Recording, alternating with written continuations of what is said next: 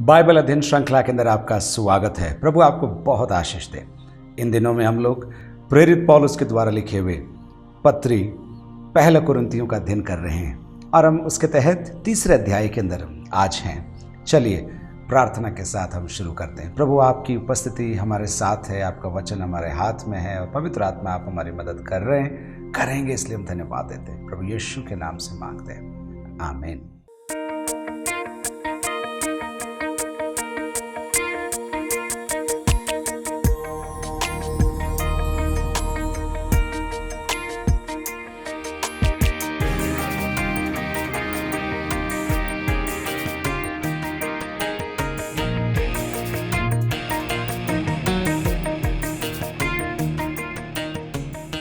तीसरे अध्याय की पहली आयत से आइए अपन पढ़ते हैं। हे भाइयों, मैं तुमसे इस रीति से बातें न कर सका।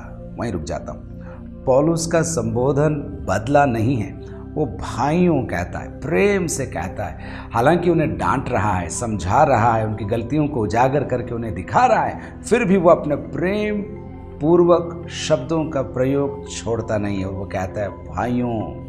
और मैंने पिछली बार आपको बताया था भाइयों हिंदी में आया है, लेकिन मूल भाषा के अंदर उसका अर्थ दोनों के लिए है, भाइयों और बहनों। तो अगर मैं उसे जोड़कर कहूँ तो ऐसे निकलेगा वो आयत, हे भाइयों और बहनों, मैं तुम से इस रीति से बातें न कर सका जैसे आत्मिक लोगों से। दूसरे अध्याय के अंदर उसने 6 आयत से आगे कहा था, मैं ज्ञान सुनाता हूँ सिद्ध लोगों के बीच में। मानो कुरिन्थ से कह रहा है तुम सिद्ध नहीं, और अब पौलुस धीरे से कह रहा है तुम आत्मिक नहीं हो। क्या बात है पादरी साहब, आप हमसे कह रहे हो हम आत्मिक नहीं है। पौलुस समझाता है क्यों आत्मिक नहीं। मैं तुमसे इस रीति से बातें न कर सका जैसे आत्मिक लोगों से, परंतु जैसे शारीरिक लोगों से। आत्मिक लोग बनाम शारीरिक लोग। लेकिन एक और घटक है, आप देखिए, और उनसे जो मसीह में बालक है, उनसे जो मसीह में बालक है। तो आत्मिक लोग, शारीरिक लोग, बालक, ये सब अलग अलग झुंड नहीं हैं, लेकिन आत्मिक जीवन के अंदर अलग अलग स्तर को दर्शाते हैं। पौलुस कहता है कुरिन्थ के विश्वासियों को जो सोच रहे थे हमारे पास ज्ञान है, हमारे पास अच्छे अच्छे प्रचारक है, अच्छी शैली में वचन सिखाते हैं, जब वे हमारे पास है तो हम ज्ञानी हैं और हम आत्मिक भी हैं। पौलुस कहता है दूसरे अध्याय में कि तुम ज्ञानी नहीं हो, मैं ज्ञानियों को ज्ञान सिखाता हूं और वो मुझे आता है। और अब यहां कह रहा तुम आत्मिक नहीं हो और शारीरिक हो और बालक हो, ऐसे वो कहता है। आप सवाल खड़ा करें उससे पहले जवाब दूसरी आयत में हमको मिलता है और पौलुस कहता है मैंने तुम्हें दूध पिलाया, अन्न खिलाया, क्योंकि तुम उसको खा नहीं सकते थे, वरन अब तक भी नहीं खा सकते हो। पौलुस कठोर शब्दों का प्रयोग करते हुए कुरिन्थ के लोगों को कह रहा है मुझे तुम्हें दूध पिलाना पड़ा। अच्छा भोजन खिलाने के लायक मैं हूं, लेकिन तुम खाने के लायक नहीं। दूध छोटी शिक्षाओं को नहीं दिखाता है, लेकिन हमारे आत्मिक जीवन की शुरुआती अवस्था के दिनों को दर्शाता है, जब हमें प्रभु का वचन एक अलग तरीके से समझ में आता है। जिस प्रकार एक बालक अन्न नहीं खा सकता और उसे दूध दिया जाता है, उसी प्रकार दूध नए विश्वास में लोगों के लिए वचन को दर्शाता है। मैं 1-2 और आयतों से जुड़ी हुई आपको मैं देना चाहता हूँ। देखिए इब्रानियों की पत्री उसके 5 अध्याय में अगर आप आएंगे, उसकी 12 से आगे की आयतों में देखिए, इब्रानियों के लेखक कहता है समय के विचार से तो तुम्हें गुरु हो जाना चाहिए था, तो अभी आवश्यक हो गया कि कोई तुम्हें परमेश्वर के वचनों की आदि शिक्षा, शुरुआती शिक्षा फिर से सिखाए। तुम तो ऐसे हो गए हो कि तुम्हें अन्न के बदले अब तक दूध ही चाहिए। 13 आयत, क्योंकि दूध पीने वाले बच्चे को तो धर्म के वचन की पहचान नहीं होती, क्योंकि वह बालक है। पौलुस ने कुरिन्थ के विश्वासियों को बालक करार कर दिया है, शारीरिक कह दिया है और कह दिया तुम आत्मिक नहीं हो। एक और आयत पहला पत्रस उसके दूसरे अध्याय में अगर आप आएँ, वहाँ पर भी यही बात हमको देखने को मिलती है। पहला पत्रस दूसरा अध्याय उसकी दूसरी आयत, नए जन्मे हुए बच्चों के समान निर्मल आत्मिक दूध की लालसा करो, ताकि उसके द्वारा उद्धार पाने के लिए बढ़ते जाओ। आत्मिक जीवन एक बढ़ती हुई यात्रा है। आप शिथिल रह नहीं सकते, आप रुक नहीं सकते।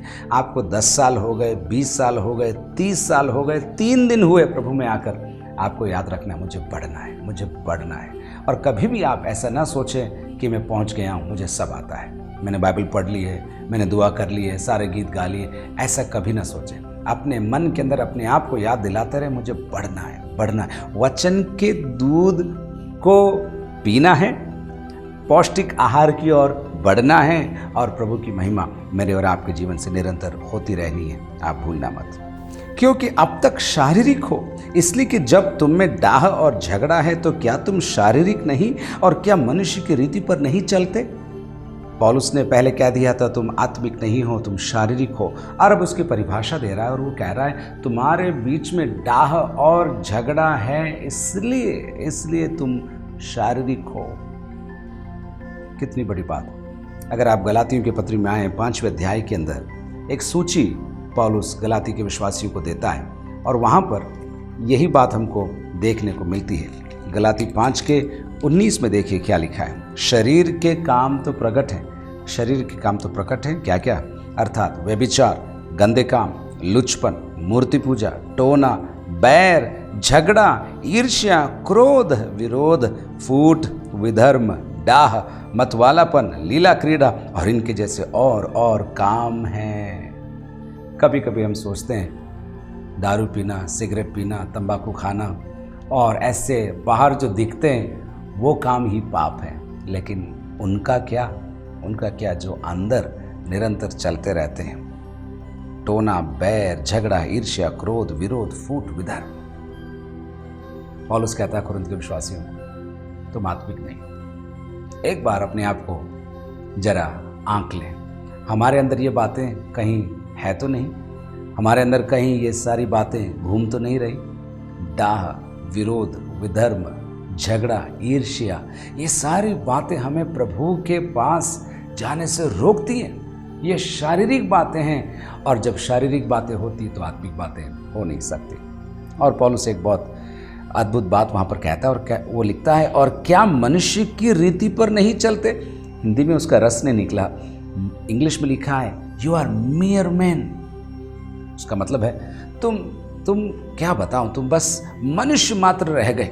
तुमको तो प्रभु ने आशीषों के लिए बुलाया था, तुमको ऊंचे बातों के लिए बुलाया था, ऊंचे स्थानों पर बैठाने के लिए बुलाया था, लेकिन तुम झगड़ों में फंसकर तुम मेयर मैन हो गए। तुम साधारण से व्यक्ति आदमी बन गए, शारीरिक बन गए। पौलुस छोड़ता नहीं और आगे कुरिन्थ के लोगों को लिखते हुए कहता है क्योंकि जब एक कहता है मैं पौलुस का हूँ और दूसरा मैं अपोलोस का हूँ, तो क्या तुम मनुष्य नहीं, मेयर मैन नहीं, क्या तुम साधारण लोग नहीं हो कि गुटबाजी कर रहे हो कलीसिया के अंदर कि मैं इनका हूँ, मैं उनका हूँ, वे हमारे हैं। ये सारी बातों के विरोध में पौलुस कुरिन्थ के विश्वासियों को लिखता है। 5वीं आयत देखिए, अपोलोस क्या है और पौलुस क्या है। होना तो ऐसा चाहिए था, अपोलोस कौन है, पौलुस कौन है, लेकिन पौलुस जानबूझकर इन शब्दों का इस्तेमाल करता है और कहता है अपोलोस क्या है, व्हाट इज अपोलोस। यानी कि तुम एक व्यक्ति को इतना ऊंचा उठा रहे हो, आखिर उसके अंदर क्या है। पौलुस को इतना ऊंचा उठा रहे हो और एक दूसरे के खिलाफ तुम उन्हें लड़ा रहे हो, गुटबाजी हो रही है, क्यों ऐसे कर रहे हो, क्यों ऐसे कर रहे हो। और फिर पौलुस कहता है आखिर हम हैं कौन। हाँ, केवल सेवक जिनके द्वारा तुमने विश्वास किया, जैसा हर एक को प्रभु ने दिया। पौलुस अपने आप के बारे में और अपने सहकर्मी अपोलोस के बारे में कहता है हम केवल सेवक हैं, डायकोनोस, हम गुलाम के समान हैं, प्रभु के गुलाम हैं, हम प्रभु के सेवक हैं, जिनके द्वारा तुमने विश्वास किया, जैसा हर एक को प्रभु ने दिया। पौलुस बार बार अपना परिचय जब देता है तो इस शब्द का इस्तेमाल करता है, मैं सेवक हूँ। सेवक, आजकल सेवक की परिभाषा बदल गई है ना। जब हम किसी को कहते हैं ये सेवक है तो हम उसे स्पेशल दर्जा देना चाहते हैं और हम कहना चाहते हैं ये पास्टर साहब हैं, सेवक साहब हैं। ऐसे कई विचार हमारे पास आते हैं। कभी कभी मीटिंगों में परिचय होता है तब भी मुझे बहुत हंसी आती है। लोग कहते हैं परमेश्वर के महान दास हमारे बीच में आ रहे हैं, परमेश्वर के महान दास। तो परमेश्वर उनके शब्दों में महिमा उनको नहीं दे रहे, लेकिन महान दास मतलब बड़े गुलाम हमारे बीच में आ रहे हैं। विरोधाभास हो गया ना। बड़े गुलाम तो हो ही नहीं सकता है, छोटे गुलाम भी नहीं हो सकता, गुलाम तो गुलाम है। देखिए पौलुस कह रहा है केवल सेवक हैं, केवल सेवक। एक आयत में आपको दूं, कुलुस्सियों को लिखी हुई पत्री उसके पहले अध्याय की अंदर उसकी 7वीं आयत है, वहाँ पर पौलुस कहता है उसी की शिक्षा तुमने हमारे प्रिय सहकर्मी एपफ्रस से पाई, जो हमारे लिए मसीह का विश्वास योग्य सेवक है, विश्वास योग्य गुलाम है। रोमियो की पत्री के अंदर, 2 कोरिन्थी के अंदर, 1 तीमुथी के अंदर बार बार पौलुस इस शब्द का इस्तेमाल करेगा, कहेगा हम सेवक हैं, हम सेवक हैं, हम मंत्री नहीं हैं, हम पद और महिमा और तालियां और वाहवाही लूटने वाले लोग नहीं हैं, हम सेवक हैं, सेवा के लिए बुलाए गए हैं, सेवा के लिए ठहराए गए हैं। हमारा एक स्वामी है और हम उसकी सेवा करते हैं, केवल सेवक। कितनी अच्छी बात। प्रभु करे कि हम अपने आप को निरंतर याद दिलाते रहें, मैं केवल सेवक हूँ, प्रभु का सेवक हूँ। लोग ताली बजाएं या ना बजाएं, लोग देखें या ना देखें, लोग पूछें या ना पूछें, मैं मेरे मालिक का सेवक हूँ। कभी आपने सोचा है राष्ट्रपति भवन के अंदर जो खाना बनाता है या जो सफाई करता है उसकी क्या पहचान है? सब लोग राष्ट्रपति महोदय को जानते हैं, सब लोग उनको जानते हैं, उनके साथ फ़ोटो भी खिंचवाना चाहते होंगे, उनके साथ खड़े रहना चाहते होंगे और उनके घर को देखना चाहते होंगे, लेकिन उनके पीछे सैकड़ों लोग हैं, सैकड़ों लोग जो सेवा कर रहे हैं और जो आज दिख रहा है उसको बनाए रखने के लिए वो मेहनत कर रहे हैं, वे सेवक हैं। उनकी महिमा और उनकी प्रशंसा नहीं है, उनके स्वामी की महिमा और प्रशंसा है। प्रभु करे कि हमारे जीवन से भी कुछ कुछ ऐसा ही हो। आगे चलते हैं, 6ठी आयत, मैंने लगाया, अपुल्लोस ने सींचा, परंतु परमेश्वर ने बढ़ाया। आगे वो कहेगा कि मैंने कुरिन्थ में आकर सेवा शुरू करी थी, मैं तुम्हारा आत्मिक पिता हूँ। लेकिन इस बात को वो भूलता नहीं है कि सेवा शुरू करने के बाद 1.5 साल कुरिन्थ में रहने के बाद वो आगे सेवकाई के लिए निकल गया और समय के चलते परमेश्वर ने अपुल्लोस को कुरिन्थ के अंदर भेजा और उसने वहाँ ठहर कर खिदमत करी, सेवा करी, वचन उनको सिखाया। तो पौलुस कह रहा है देखो मैंने लगाया, सेवकाई की बात हो रही है, कलीसिया की बात हो रही है, विश्वासियों की बात हो रही है। मैंने लगाया, अपुल्लोस ने सींचा, परंतु परमेश्वर ने बढ़ाया। ये तो हमारे जीवन का क्या बोलना चाहिए, सार होना चाहिए। मैंने लगाया, अपुल्लोस ने सींचा, परंतु परमेश्वर ने बढ़ाया। कभी कभी मेरी सेवा मैंने किया, मेरा लिखा हुआ गीत है, मेरी किताब है, मेरा परिवार है, मेरा घर, मैं हम भूल जाते हैं कि दूसरों का भी योगदान इसके अंदर है। कितने लोगों की दुआ है कि आज आप ये सेशन देख रहे हैं और मैं ये सेशन रिकॉर्ड कर रहा हूँ। कितने लोगों की दुआ है, कितने लोगों की प्रार्थना है, कितने लोगों का हाथ बढ़ाना है, कितने लोगों की आर्थिक मदद है जिसकी वजह से ये कार्य संभव हो पा रहा है। प्रियो, मैंने लगाया, लेकिन दूसरे भी हैं। अपुल्लोस ने सींचा, पानी पिलाया, लेकिन हम दोनों तो ठीक हैं, लेकिन बढ़ाया किसने? परमेश्वर ने बढ़ाया। 2 बार बढ़ाया ये शब्द आएगा, आगे भी आएगा, मैं आपको बताऊंगा। और इसकी एक और खूबसूरत बात मैं अगली आयत में आपको बताऊंगा। 7वीं आयत, इसलिए मैंने लगाया, अपुल्लोस ने सींचा, परमेश्वर ने बढ़ाया। इसलिए न तो लगाने वाला कुछ है और न सींचने वाला, परंतु परमेश्वर ही सब कुछ है जो बढ़ाने वाला है। न तो लगाने वाला कुछ है, न सींचने वाला कुछ है, तो फिर कौन है? अगर है तो एक ही है, बढ़ाने वाला। ये जो शब्द आया ना, बढ़ाने वाला, ये परमेश्वर को महिमा दे रहा है और एक भूतकाल में हो गए कार्यक्रम को बताता नहीं है। ये निरंतर चलने वाली प्रक्रिया है। परमेश्वर बढ़ाता जाता है। सुन लीजिए, परमेश्वर आपको बढ़ाने जा रहा है। उसने जितना आपको बढ़ाया है वो कुछ नहीं है, वो तो कुछ नहीं है। अभी प्रभु आपको बढ़ाएगा, आपकी सेवा को बढ़ाएगा, आपके वचन के ज्ञान को बढ़ाएगा, आपके अनुभव को बढ़ाएगा, आपकी कैपेसिटी को बढ़ाएगा, आपके प्रभाव को प्रभु बढ़ाएगा, क्योंकि परमेश्वर बढ़ाने वाला परमेश्वर है। मैं हर बार कहता हूँ इस बात को, जो कुछ प्रभु शुरू करता है उसको बढ़ाता है। प्रभु के सिस्टम में, प्रभु की इकोनॉमी में, प्रभु के अर्थशास्त्र में कुछ भी चीज़ कम नहीं होती, सब बढ़ती जाती है। आशीष, अनुग्रह, अभिषेक, दया, वचन, प्रबंध बढ़ते जाते हैं और हमको भी इसके साथ बढ़ते जाना है। थोड़ा और समझाने के लिए देखिए भजन 65 के अंदर आइए, साम 65, और वहाँ पर परमेश्वर की सृष्टि का वर्णन है। और देखिए वहाँ पर कहता है, तू भूमि की सुधि लेकर उसे सींचता है, तू उसको बहुत फलदायक करता है, परमेश्वर की नदी जल से भरी रहती है। फिर 10 आए, तू रेघारियों को भली भांति सींचता है और उनके बीच की मिट्टी को बैठाता है, तू भूमि को मेह से नरम करता है और उसकी उपज पर आशीष देता है। अपनी भलाई से भरे हुए वर्ष पर तूने मानो मुकुट रख दिया है। भजनकार पहचानता है, इसलिए भजनकार बोलता है, बढ़ाने वाला तो केवल एक ही है। कौन?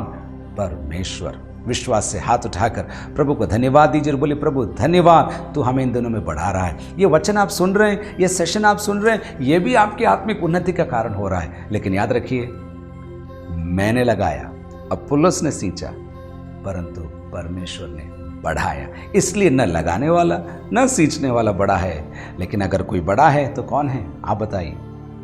बढ़ाने वाला, निरंतर मुझे और आपको बढ़ाने वाला मेरा और आपका परमेश्वर है। चलिए आगे चलते हैं। 8वीं आयत, उसी थॉट को, उसी विचार को आगे बढ़ाते हुए पौलुस कहता है, लगाने वाला और सींचने वाला दोनों एक हैं, दोनों बराबर हैं। देखिए एकता की बात कर रहा है पौलुस। कुरिन्थ के लोग गुटबाजी की बात कर रहे हैं, हम अपोलोस के हैं, हम पौलुस के हैं, हम कैफा के हैं, हम मसीह के हैं। लेकिन पौलुस समझा रहा है दोनों बराबर हैं, दोनों बराबर हैं, परंतु हर एक व्यक्ति अपने ही परिश्रम के अनुसार अपनी ही मजदूरी पाएगा। पौलुस स्पष्ट कर रहा है, देखो दोनों बराबर हैं, लेकिन अपने कार्य के अनुसार, अपनी मेहनत के अनुसार, अपने परिश्रम के अनुसार परमेश्वर हर एक को अपनी मजदूरी देगा। मत्ती रचित सुसमाचार 16 के 27 में यही बात हमको देखने को मिलती है और मैं आपके लिए उसे पढ़ूंगा। 16 का 27, मनुष्य का पुत्र अपने स्वर्गदूतों के साथ अपने पिता की महिमा में आएगा और उस समय वह हर एक को उसके कामों के अनुसार प्रतिफल देगा। हर एक को उसके कामों के अनुसार प्रतिफल देगा। एक और रोमियो की लिखी हुई पत्री 2 अध्याय उसकी 6 आयत में देखिए क्या लिखा है। वह हर एक को उसके कामों के अनुसार, हर एक को उसके कामों के अनुसार बदला देगा। क्या आप तैयार हैं उस दिन के लिए? परमेश्वर आपके कार्यों को ही नहीं, आपके इरादों को भी परखता है। मैं सेवा तो कर रहा हूं, लेकिन उसके अनुसार नहीं, उसके पीछे मेरा उद्देश्य क्या है, मेरा मोटिव क्या है, उसके आधार पर परमेश्वर मुझे मेरा प्रतिफल देगा। तो वहां लिखा है, हर एक को उसके परिश्रम के अनुसार अपनी ही मजदूरी मिलेगी। एक और आयत 2 कुरिन्ती 11 अध्याय उसकी 15 आयत में भी यही बात को हम देखते हैं। 2 कुरिन्थियों 11 अध्याय 15 आयत, इसलिए यदि उसके सेवक भी धर्म के सेवकों का स्वरूप धरें तो कोई बड़ी बात नहीं, परंतु उनका अंत उनके कामों के अनुसार होगा। उनका अंत उनके कामों के अनुसार होगा। मजदूरी। अगर आपको लगता है कोई नहीं देख रहा है, अगर आपको लगता है कोई अप्रिशिएट नहीं करता है, अगर आपको लगता है कोई थैंक यू भी नहीं बोलता है, चिंता मत करो। एक स्वर्गीय रजिस्टर है, वो भी इलेक्ट्रॉनिक है, वो भी डिजिटल है। आप जो कर रहे हैं ना, वो वहाँ रिकॉर्ड हो रहा है और उसके बारे में आगे आएगा। बहुत बहुत अद्भुत अध्याय है, देखते हैं आगे। क्योंकि हम परमेश्वर के सहकर्मी हैं। पहले उसने बोला हम परमेश्वर के सेवक हैं, उसके गुलाम हैं, लेकिन अब एक नया विचार मेरे लिए और आपके लिए पौलुस रखते हुए कहता है, हम परमेश्वर के कोवर्कर्स हैं, सहकर्मी हैं। वो काम शुरू करता है और हमें सौंपता है और हमें सौभाग्य देता है कि हम उसके साथ मिलकर उत्तम, अनंत और बड़ी बड़ी बातों को पूरा कर सकें। हम परमेश्वर के सहकर्मी हैं। तुम परमेश्वर की खेती और परमेश्वर की रचना हो। अभी तक उसने खेत का प्रयोग किया था समझाने के लिए, खेत की उपमा का प्रयोग किया था। उसने कहा था मैंने लगाया, अपुल्लोस ने सींचा, प्रभु ने बढ़ाया। लेकिन अब वो उदाहरण बदलते हुए यहाँ पर कहता है, परमेश्वर के उस अनुग्रह के अनुसार जो मुझे दिया गया, मैंने बुद्धिमान राज मिस्त्री के समान नींव डाली। खेत और खेती का उदाहरण खत्म हो गया। अब वो मकान और मकान बनाने की प्रक्रिया और उसमें जुड़े हुए लोगों का उदाहरण लेकर मुझे आपको समझाएगा। परमेश्वर के अनुग्रह के अनुसार जो मुझे दिया गया, मैंने बुद्धिमान राजमिस्त्री के समान नींव डाली, दूसरा उस पर रद्दा रखता है। मैंने नींव डाली, दूसरा उस पर रद्दा रखता है। वापस बात आ गई, पौलुस और अपुल्लोस और अन्य लोग, परंतु हर एक मनुष्य चौकस रहे कि वो उस पर कैसा रद्दा रखता है। बहुत ध्यान से रखे, बहुत ध्यान से रखे। क्यों? क्योंकि उस नींव को छोड़ जो पड़ी है और वो यीशु मसीह है, कोई दूसरी नींव नहीं डाल सकता। यीशु की नींव है और उसी पर ये इमारत बनेगी, कलीसिया बनेगी और बढ़ेगी। पौलुस हमारे लिए यहाँ पर 6 चीज़ों को अंकित करके बताएगा जिनके द्वारा कोई मकान अपना बना सकता है। देखिए क्या क्या है वो 6 चीज़ें। सोना, चांदी या बहुमूल्य पत्थर, 3 तो हो गए, और उसके बाद काठ या घास या फूस। 6 की क्वालिटी अलग है। 6 से मकान बन सकते हैं, लेकिन क्या होगा अब आगे देखिए। एक बार और बोलूं, सोना, चांदी या बहुमूल्य पत्थर या काठ या घास या फूस का रद्दा रखे तो हर एक का काम प्रकट हो जाएगा। साहब, हर एक का काम प्रकट हो जाएगा। गुप्त में करो या प्रकट में करो, किसी को मालूम पड़े या ना पड़े, हर एक का काम प्रकट हो जाएगा। क्यों प्रकट होगा साहब, कैसे प्रकट होगा? क्योंकि वह दिन उसे बताएगा। वह दिन कौन सा दिन? न्याय का दिन, प्रभु यीशु मसीह का दिन। इसलिए कि आग के साथ प्रकट होगा और वह आग हर एक का काम परखेगी कि कैसा है। हर एक वो आग, वो न्याय का दिन हर एक के काम को परखेगा। मुझे परखेगा, आपको परखेगा, और ये भी परखेगा कि हमारे उद्देश्य क्या थे। जैसे मैंने पहले बताया 14, जिसका काम उस पर बना हुआ स्थिर रहेगा वह मजदूरी पाएगा। आग से टेस्टिंग होगी साहब, और जब आग से टेस्टिंग होगी, एक बार और सुनिए, जब आग से टेस्टिंग होगी, जो बच जाएगा ना, उसके आधार पर ही हमको मजदूरी मिलेगी। 15, यदि किसी का काम जल जाएगा तो वह हानि उठाएगा, पर वह आप बच जाएगा, परंतु जलते जलते। मसीह जीवन के अंदर आपको याद रखना है, हमारे कर्मों से हमारा उद्धार नहीं होता, परंतु सुनिए ध्यान से, हमें कर्म करने हैं, भले काम करने हैं। उद्धार तो हमने पा लिया, इसलिए हमें भले काम करने हैं। और यहाँ पर पौलुस हमें सिखा रहा है, कुरिन्थ के विश्वासियों को लिख रहा है, लेकिन हमें आज समझ में आ रहा है क्या, कि यदि हमारा काम जल जाएगा तो हमें प्रतिफल नहीं मिलेगा। हमें उद्धार तो मिलेगा, लेकिन हम प्रतिफल के लायक नहीं रहेंगे। ऐसा ना हो कि हम उद्धार पाकर स्वर्ग पहुंचे और हमें इनाम लेने के वक्त हमें कुछ ना मिले। खुदा करे मुझे और आपको इनाम हमारे स्वामी के हाथ से मिले, ये मेरी दुआ है, मेरे अपने आप के लिए और आपके लिए भी। 16वीं आयत, क्या तुम नहीं जानते कि तुम परमेश्वर का मंदिर हो? स्वर्णिम आयत, क्या तुम नहीं जानते? पौलुस इस पत्री के अंदर 10 बार कहेगा क्या तुम नहीं जानते, क्या तुम नहीं जानते। पहली बार अब वो उसका इस्तेमाल कर रहा है और कह रहा है क्या तुम नहीं जानते कि तुम परमेश्वर का मंदिर हो और परमेश्वर का आत्मा तुम में वास करता है। यहूदियों के लिए सुलेमान का मंदिर बहुत ही प्रिय था और वे ये मानते थे परमेश्वर की उपस्थिति उस जगह पर है। अब पौलुस एक रैडिकल, एक अद्भुत, बिल्कुल ही अनूठी बात उनको लेकर आता है और कहता है, क्या कहता है? क्या तुम नहीं जानते तुम परमेश्वर का मंदिर हो और परमेश्वर का आत्मा तुम में वास करता है। मेरे यहूदियों, मेरे यूनानियों, परमेश्वर का आत्मा तुम में वास करता है। और जब यहाँ पर तुम आया है, और विशेष करके क्या तुम नहीं जानते कि तुम परमेश्वर का मंदिर हो, तो 2 अर्थ निकल सकते हैं। व्यक्तिगत तौर पर तुम परमेश्वर का मंदिर हो, लेकिन कुरिन्थ के मंडली के रूप में, सामूहिक रूप में तुम परमेश्वर का मंदिर हो। दोनों अर्थ हैं इसके। एक बार और इस बारे में 6 अध्याय में पौलुस हमको बताएगा, लेकिन मैं आपको बता रहा हूँ कि परमेश्वर के हम यानी कि कलीसिया मंदिर है, लेकिन व्यक्तिगत तौर पर भी हम या मैं परमेश्वर का मंदिर हूँ। और फिर 17, यदि कोई परमेश्वर के मंदिर को नष्ट करेगा तो परमेश्वर उसे नष्ट करेगा, क्योंकि परमेश्वर का मंदिर पवित्र है और वह तुम हो। परमेश्वर के पवित्र मंदिर को कोई नष्ट न करे, चाहे पाप के द्वारा, चाहे अधर्म के द्वारा, चाहे दिखने वाले गलत कामों के द्वारा, छिपे हुए गलत कामों के द्वारा, अपने आप को खत्म करने की इच्छा के द्वारा या प्रयास के द्वारा कोई परमेश्वर के पवित्र मंदिर को नष्ट न करे, नहीं तो परमेश्वर उसे क्या करेगा? नष्ट करेगा। 18, कोई अपने आप को धोखा न दे। यदि तुम में से कोई संसार में अपने आप को ज्ञानी समझे तो मूर्ख बने कि ज्ञानी हो जाए। बहुत देर तक ज्ञान के बारे में पौलुस ने कुछ नहीं कहा था, अब फिर से ज्ञान वाली बात आ गई। कोई अपने आप को ज्ञानी समझे तो मूर्ख बने कि ज्ञानी हो जाए। प्रभु यीशु मसीह की शिक्षाओं में कई वर्षों से मेरी ये इच्छा रही है और मैं प्रार्थना करता हूँ कि मैं इन बातों को समझ सकूँ। क्या आप पूछेंगे? प्रभु यीशु मसीह हमेशा कटाक्ष के रूप में उल्टा ही अपने शिष्यों को सिखाते थे। उदाहरण के लिए मैं आपको देता हूँ, मेरे से चलिए मत्ती रचित सुसमाचार उसका 10 अध्याय उसकी 39 आयत। मत्ती 10 के 39 में क्या लिखा है? जो अपने प्राण बचाता है वह उसे बचाएगा नहीं, खोएगा, और जो मेरे कारण अपना प्राण खोता है वह उसे पाएगा। प्रेवलेंट टीचिंग जो उस समय पर आम बात थी, जो लोग समझते थे, उसके बिल्कुल विपरीत प्रभु यीशु मसीह शिक्षा को प्रस्तुत करता है। एक और आयत देखिए, मरकुस रचित सुसमाचार 10 का 31। ये बात और बहुत सारी और बातें हैं, मैं आपको उसकी सूची पूरी तो नहीं दे पाऊंगा, लेकिन एक बार 10:31 देख लेते हैं। मरकुस 10:31। पर बहुत से जो पहले हैं पिछले होंगे, और जो पिछले हैं वे पहले होंगे। जीवन में आगे आना है, पीछे आ जाओ।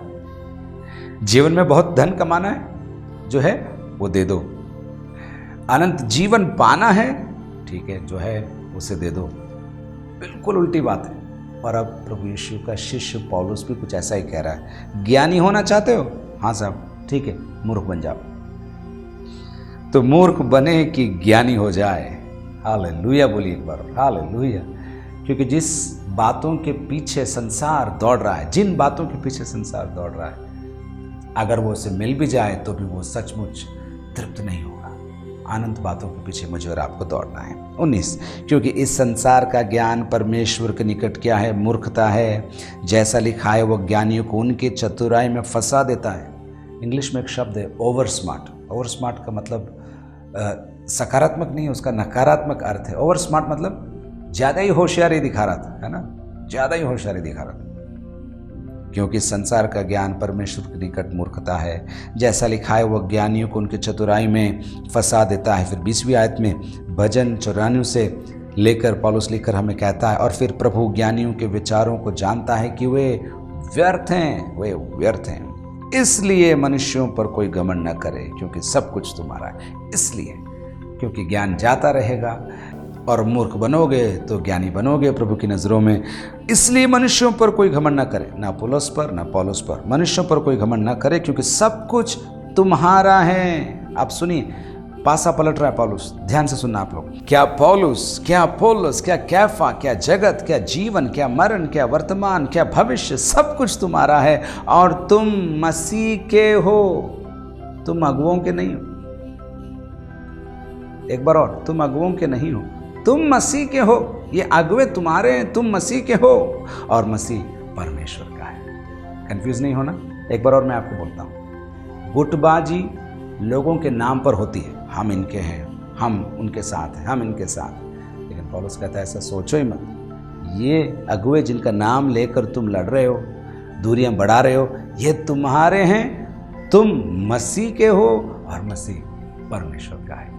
प्रभु करे कि हम इस सच्चाई को समझ जाएं और दूरियां बढ़ाने वाले नहीं, मेल करवाने वाले बने। क्योंकि प्रभु यीशु मसीह ने अपने पहाड़ी उपदेश में कहा था, धन्य हैं वे जो मेल करवाते हैं। मेरी प्रार्थना मेरे लिए और आपके लिए यही है कि हम धन्य ठहरें। God bless you. प्रभु आपको बहुत आशीष दे।